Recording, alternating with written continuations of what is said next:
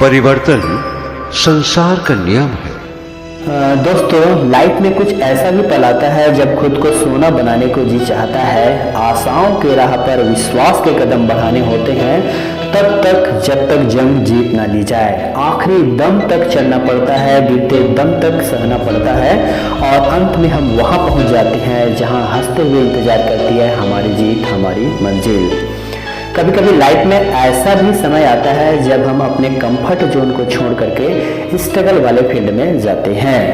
भले ही परिस्थितियां कितनी भी अनफेवरेबल हो, अंत उसका जरूर सुखद होता है, उसके परिणाम जरूर हमारे हित के लिए होते हैं। इसे मैं एक एग्जाम्पल के माध्यम से आपको समझाना चाहूंगा। ईगल, जिसका साइंटिफिक नेम है हालिया इटस ल्यूकोसिफेलस। हालिया मीन्स सी, इटस मीन्स होता है ईगल, ल्यूको मीन्स सफेद और सिफेलस मीन्स होता है हेड। अर्थात ईगल का साइंटिफिक नेम का अर्थ है व्हाइट हेडेड सी ईगल।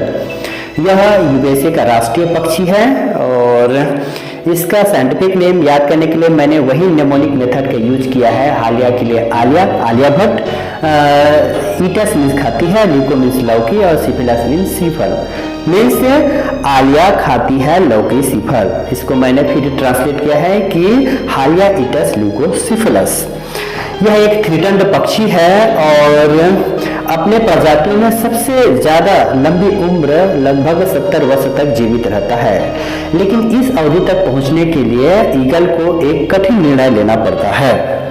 40 वर्ष की उम्र तक पहुंचने के बाद उसके पंजे नाखून की धार खत्म होने लगती है, उसकी लंबी चोंच मुड़ने लगती है और उसके पंख मोटे एवं भारी होने के कारण उड़ने में कठिनाई उत्पन्न होती है।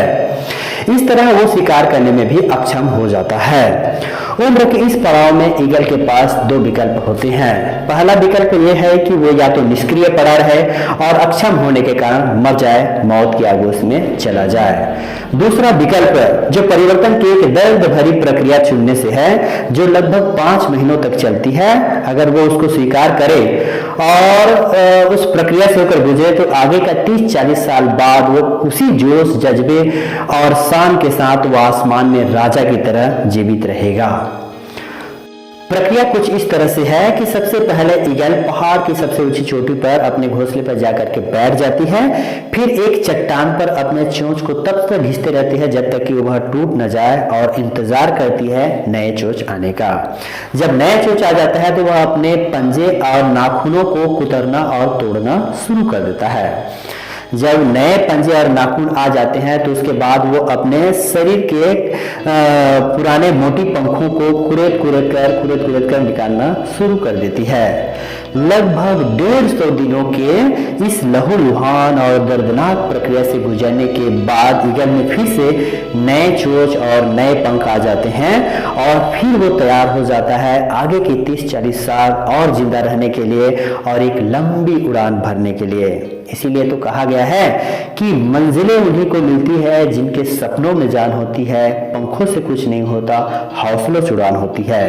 और परिवर्तन के इस दर्दनाक प्रक्रिया से गुजरने के पास ईगल के पास न केवल जोश, जज्बे और हौसले होते हैं बल्कि एक नई पंख होती है एक लंबी उड़ान भरने के लिए।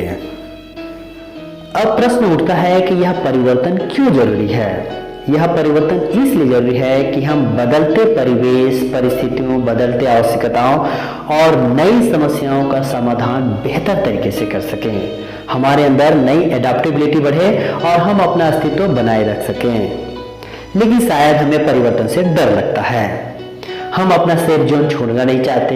जो जीवन शैली, लाइफ स्टाइल हम बना चुके हैं, हम उसी में ही रहना चाहते हैं। इसलिए हर समय हम परिवर्तन का विरोध करते हैं और उन्हीं परंपराओं और आदतों से बंधे रहते हैं।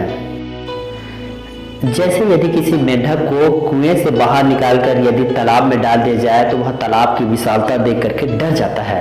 शायद वो सही भी हो, उस कुएं के सीमित दायरा उसको ज्यादा सुरक्षित महसूस होता हो और वहां वो दिन भर खुदकता रहता है तो उसको ज्यादा अपने आप को कंफर्ट महसूस करता है।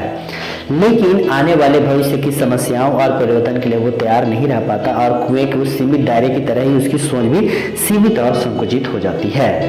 जैसे नोकिया 3310 में आप नए गेम डाउनलोड नहीं कर सकते, नेट बैंकिंग नहीं कर सकते, ना ही ट्रेन बुक कर सकते हैं।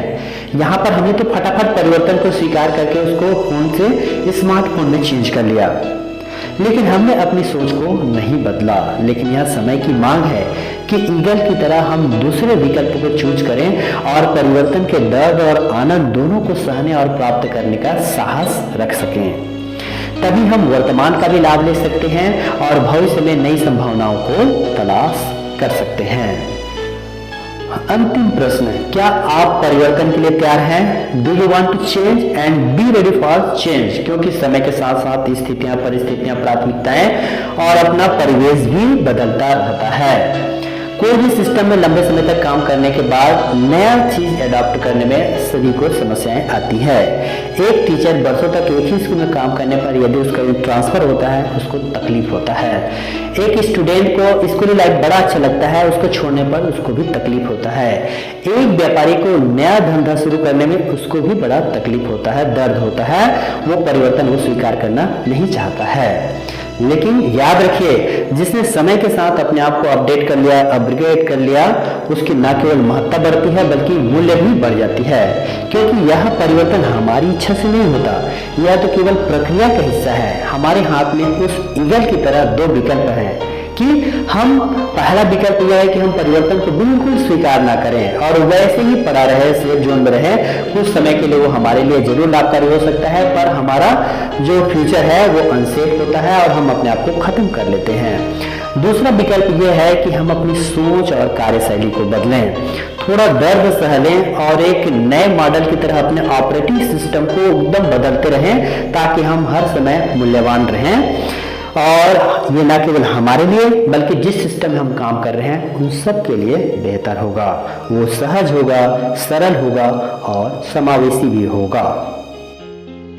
इसीलिए तो कहा गया है, नजर को बदलो तो नज़ारे बदल जाएंगे, सोच को बदलो तो सितारे बदल जाएंगे, कश्तियां बदलने की जरूरत नहीं, दिशा को बदलो तो किनारे बदल जाएंगे। कहने का तात्पर्य यह है कि यदि हमारे नज़रिए बदल जाए, हमारे परसेप्शन चेंज हो जाए, हम उसमें चेंज ले आए, जजमेंटल ना हो तो नज़ारे बदल जाएंगे। हर बच्चे में अपना बेटा नजर आएगा, हर टीचर के अंदर एक परिवेश नजर आएगा। यदि सोच नकारात्मक से सकारात्मक हो जाए तो अपने सितारे भी बुलंद हो जाएंगे। नाव बदलते रहने से किनारे नहीं मिलेंगे, दिशा को बदल देने से एक नया किनारा हमको मिलेगा, एक नई मंजिल हमको मिलेगी। क्योंकि हमने अपने भौतिक संसाधनों में तो बहुत परिवर्तन कर लिए। कहाँ साइकिल से, बाइक से कार तक पहुंच गए, कच्चे मकान से पक्के मकान तक पहुंच गए, हैंडसेट से स्मार्टफोन में परिवर्तन ले आए। लेकिन अपने विचारों में यदि हमने नई क्रांति नहीं लाई, सोच में नया परिवर्तन नहीं लाया, तो बस हम नाव बदलते रह गए और हमें किनारे नहीं मिलेंगे। सो बी रेडी फॉर चेंज।